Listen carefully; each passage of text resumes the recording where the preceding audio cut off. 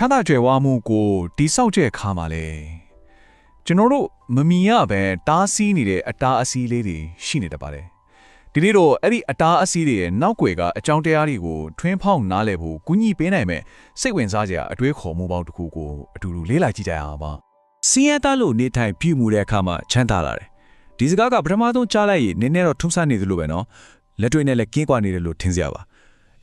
ဒါပေမဲ့သူ့ရဲ့နောက်ွယ်ကနန်းနဲ့ဒိတ်ပဲကိုခဏလောက်အချိန်ပေးပြီးစဉ်းစားကြည့်လိုက်တဲ့အခါမှာတော့ဒါဟာကျွန်တော်တို့ရဲ့ငွေချင်းနဲ့ပတ်သက်တဲ့အတွေးခေါ်တစ်ခုလုံးကိုပြောင်းပြန်လန်လိုက်သလိုပါပဲဒါဆိုရင်ဒီမှုပုံကထော့ပြောနေတဲ့ချမ်းသာမှုကိုတကယ်တမ်းပိတ်ဆို့နေတဲ့အပြုအမူတွေကကောဘာလို့ဖြစ်မလဲအတူတူဆက်ပြီးရှာဖွေကြည့်လိုက်ကြရအောင်ပါကောင်းပါပြီဒီခေါင်းစဉ်ကိုကျွန်တော်တို့အပိုင်းကားပိုင်းနဲ့လေ့လာသွားပါမယ်အခြေခံအကြားဆုံး US ကနေစားပေးတာအတွင်းစိတ်ပြီးတော့လက်တွေ့ကြားတဲ့အပြောင်းလဲတွေအထိအဆင့်ဆင့်ဆွေးနွေးသွားကြမှာပါကဲပထမအဆုံးအဓိကကြတဲ့အခြေခံသဘောတရားလေးတစ်ခုအရင်ကြည့်ရအောင်ဒီမူပေါင်းအရဆိုရင်လေဝင်ငွေဆိုတာကျွန်တော်တို့အလုတ်လုတ်တဲ့အခြေငယ်တိုင်းတာတာမဟုတ်ပါလို့အဲ့ဒီအစားဈေးကွက်ကိုဘလောက်တောင်စီးပွားရေးဆိုင်ရာတန်ဖိုးပေးနိုင်တယ်လဲဆိုတာနဲ့တန်ရဲ့အချိုးရတယ်လို့ဆိုပါတယ်ဒါကအလုတ်အပေါ်ထားတဲ့အမြင်ကိုတော်တော်လေးပြောင်းလဲစေတဲ့ချက်တစ်ခုပါပဲဆိုတော့ဒီသဘောတရားအရာဝင်ငွေအကန့်တက်ကိုကြော်လွှားခြင်းတယ်ဆိုရင်ကိုယ့်ရဲ့တန်ဖိုးကိုမြင့်တင်ဖို့ကအဓိကကျလာပါတယ်ဥပမာပြောရရင်အယောင်ပညာစီမံခန့်ခွဲမှုပညာနောက်ပြီးနီးပညာလိုမျိုးတန်ဖိုးမြင့်တဲ့ကျွမ်းကျင်မှုတွေကိုတင်ယူလိုက်တာကအချင်းကိုရောင်းစားနေရတဲ့ဘဝကနေလွတ်မြောက်ဖို့နီးလန်းတစ်ခုဖြစ်လာနေတာပေါ့โอเค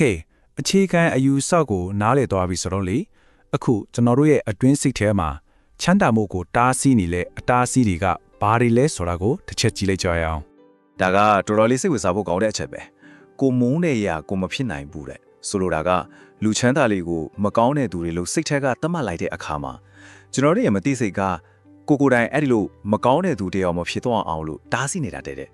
ဒါကတကယ့်ကိုတိဆောက်ထားတဲ့မမြင်နိုင်တဲ့ထောင်ချောက်တစ်ခုလိုပါနောက်တစ်ချက်ကတော့လေချမ်းသာတာကံကြမ္မာမချမ်းသာတာကံကြမ္မာဆိုပြီးတွေးလိုက်တာဟာစိတ်ပိုင်းဆိုင်ရာကာကွယ်ရေးရန်တရားတစ်ခုလိုပါပဲဒီအတွေးကကိုယ့်ရဲ့လက်ရှိအခြေအနေအတွက်တာဝန်ယူစရာမလိုတော့တဲ့အတွက်စိတ်သက်သာရတော့ရစီတာပေါ့ဒါပေမဲ့တစ်ချိန်တည်းမှာပဲကိုယ့်ဘဝကိုပြောင်းလဲဖို့ကိုယ်မှာရှိတဲ့စွမ်းအားကိုလည်းဆွတ်လက်လိုက်တာနဲ့တူပါပဲဒီမူပေါင်းထဲမှာတခြားစိတ်ဝင်စားစရာကောင်းတဲ့အတွင်းစိတ်အတားအဆီးတွေကိုလည်းပြောထားတယ်လေဥပမာပြောင်းလဲဖို့လိုအပ်တယ်လို့ခေါင်းထဲမှာတော့သိနေတယ်ဒါပေမဲ့အဲ့ဒီလိုပြောင်းလို့တော့စိတ်ပိုင်းဆိုင်ရာတွန်းအားကပြင်းပြင်းထန်ထန်မရှိတာမျိုးပေါ့ဒါမှမဟုတ်စ조사အားထုတ်ရမယ့်အပိုင်းကိုကြော်ပြီးကောင်းတဲ့ရလဒ်တွေတော့ပဲစိတ်ကူးရင်နေတာမျိုးတွေဟာလည်းချမ်းသာမှုကိုပိတ်ဆို့ထားတဲ့အရာတွေပါပဲကဲတွင်းစိတ်ကြောင့်ပြုတ်ပြီးပြီဆိုတော့အခုအပြင်းမိုင်းကိုလက်ကြည့်အောင်အဲ့ဒီစိတ်တွေကနေဖြစ်လာတဲ့လက်တွေ့ဘဝကအဖြူအမူတွေပဲစံအိတ်ကိုတကယ်ခန်းချော့စစ်ရဲ့အချင်းတွေပေါ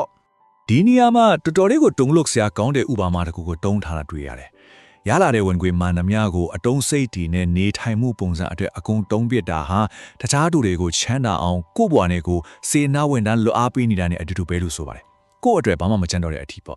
ဒီအချက်လက်ကိုတစ်ချက်ကြည့်လိုက်ပါလူလက်တန်းစားတွေကဝင်ငွေရဲ့90ရာခိုင်နှုန်းလောက်ပဲယင်းနှိမ့်မြုပ်နှံနိုင်တဲ့အချိန်မှာလူချမ်းသာတွေကဝင်ငွေရဲ့90ရာခိုင်နှုန်းအထိကိုပြန်ပြီးယင်းနှိမ့်မြုပ်နှံကြပါတယ်ဒီကွာခြားချက်ကအချိန်ကြာလာတာနဲ့အမျှချမ်းသာမှုကွာရချက်ကိုအစာပေါင်းများစွာပိုပြီးကြီးမားသွားစေတဲ့အဓိကအကြောင်းရင်းတစ်ခုဖြစ်လာတာပေါ့ဒေါ်လာ600ဟုတ်ပါတယ်ဒေါ်လာ600ပါပဲဒီမိုပေါင်ရပေါ့နော်ဒါဟာလူများစုမှာရှိတဲ့အရေးပေါ်သုံးဖို့သိချင်ပမာဏတဲ့ဆိုလိုတာကကားပြင်စရာလေးတစ်ခုပေါ်လာတာဖြစ်ဖြစ်ကျမရဲ့ကိစ္စတိတိလေးတစ်ခုကြုံလိုက်ရတာဖြစ်ဖြစ်အဲ့ဒါကသူတို့ရဲ့ငွေကြေးချင်းတွေတစ်ခုလုံးကို3ညာကနေပြန်ဆက်ရမယ်ချင်းတွေအထိတွန်းပေါ်နိုင်တဲ့ဆိုတဲ့တိတ်ပြောပါပဲအလေးအကျင့်တွေကြောင်းပြောပြီးပြီဒါပေမဲ့အဲ့ဒီထက်ပိုကြီးတဲ့ပြဿနာတစ်ခုကြံသေးတယ်အဲ့ဒါကတော့ချမ်းသာမှုကိုတိဆောက်ဖို့အတွက်စနစ်တကျချင်းကပ်မှုဒါမှမဟုတ်စနစ်တစ်ခုလုံးဝမရှိတာပါပဲဒီမှာတုံးထားတဲ့ဥပမာလေးကတော်တော်ကောင်းတယ်ကိုယ့်ရဲ့ network ကိုမသိတာမစောင့်ကြည့်တာကကားမောင်းတဲ့အခါ dashboard ကိုမကြည့်ပဲမောင်းနေရလို့ပဲတဲ့ဘာလို့စီကုံမလဲမသိပဲလမ်းမှာရက်သွားမှအန်အောနေရတဲ့အခြေအနေမျိုးပေါ့စနစ်တစ်ခုမရှိဘူးဆိုတဲ့အခါဘာတွေဖြစ်လာနိုင်လဲဆိုတော့ဥမာအချိန်ကြာလေတန်ဖိုးတက်လေဖြစ်မဲ့ပိုင်ဆိုင်မှုတွေမရှိတာမျိုး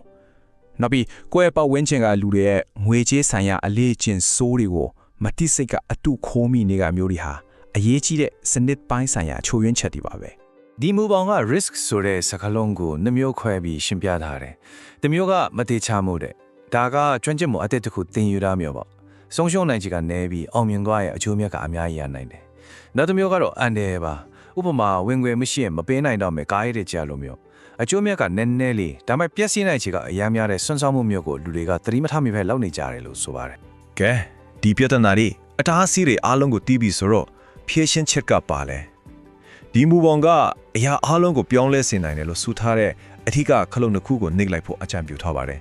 ပထမခလုံးကတော့ကိုယ်နဲ့ပေါင်းတဲ့လူတွေကိုပြောင်းဟိုပါပဲဒါကချမ်းသာအောင်လုပ်တာဟာပုံမှန်အရာတစ်ခုလိုဖြစ်နိုင်တဲ့အရာတစ်ခုလိုမြင်လာစေဖို့ပါဒုတိယခလုံးကတော့ကိုယ့်ရဲ့လက်ဆင့်30ကိုရှော့ချဖို့ပါဒါကစွန်းစားမှုအသစ်တွေပြုလုပ်နိုင်ဖို့ငွေကြေးဆိုင်ရာလွတ်လပ်ခွင့်ကိုဖန်တီးပေးပါတယ်တစ်ခုကစိတ်ပိုင်းဆိုင်ရာပြောင်းလဲမှုဖြစ်ပြီးနောက်တစ်ခုကလက်တွေ့ကြတဲ့ပြောင်းလဲမှုပေါ့ ကဲဒီနေ့ကျွန်တော်တို့ဆွေးနွေးခဲ့တာတွေကိုအဆုံးသတ်တဲ့အနေနဲ့ပေါ့နော်ဒီမေခုံးလေးကိုကိုယ့်ဘာသာကိုပြန်မေးကြည့်ထို့အကြံပေးချင်ပါတယ်ဒီနေ့ဆွေးနွေးခဲ့တဲ့အတားအဆီးတွေထက်ကဘယ်တစ်ခုကိုသာဖယ်ရှားနိုင်ရင်ကိုယ့်ရဲ့ငွေကြေးဆိုင်ရာဘဝမှာအပြောင်းလဲအများဆုံးဖြစ်လာနိုင်မလဲဆိုတာကိုခဏလောက်အချိန်ယူပြီးစဉ်းစားကြည့်စေချင်ပါတယ်